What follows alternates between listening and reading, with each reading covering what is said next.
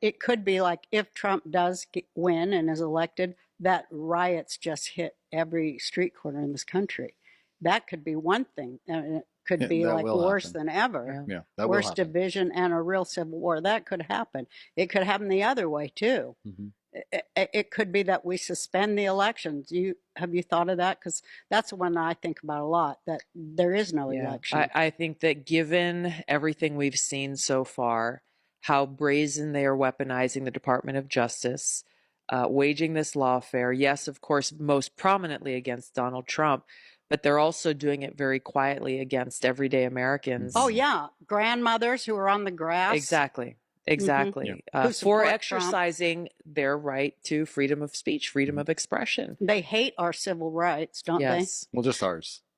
Just ours. They don't mind Antifa's civil rights. Right, Did that exactly. start with the Patriot Act? Was this like incremental, like in Nazi Germany? It didn't just start overnight in Nazi Germany. The first thing was you had to register for a phone if you were Jewish, and every day in increments. And it seems to me like maybe incrementally, Trump might have stepped in and messed with their timeline a little bit for those 4 years. Yeah.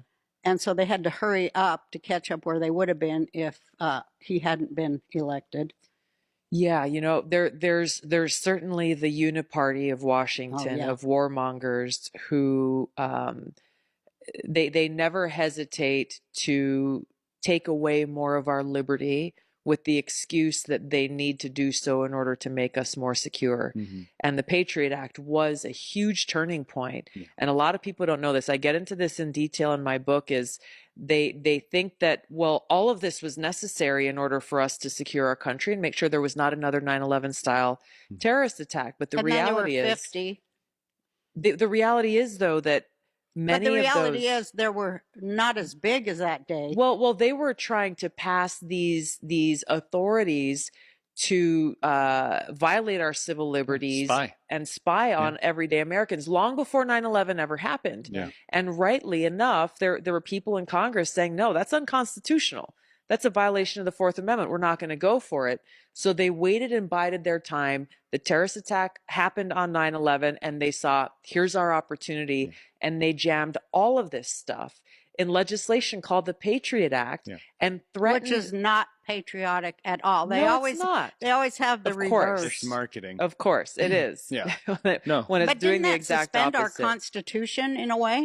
It had that effect. And they told people like Ron Paul and Dennis Kucinich and others who had the courage to stand up against it that you are traitors. Anyone who votes against the Patriot Act is a traitor to our country who is inviting another 9/11 style terrorist attack into this country. And so they fear-mongered and browbeated and bullied members of Congress into submission. Including Cynthia McKinney. That's right. I think there was only one U.S. senator that voted against the Patriot Act courageously because he saw what was wrong with it. Who was that? And wasn't that just he was from the Midwest. I can't remember his name right now. It's but not important. It seems to me like all of that Patriot Act shit was just a way to open the Treasury to these warmongers. And it is the war party. And then they can just, yeehaw, $3 billion went missing.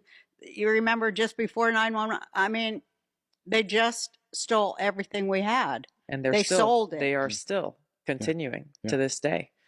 You think they sold our secrets to China? They never got called on the carpet for any of it.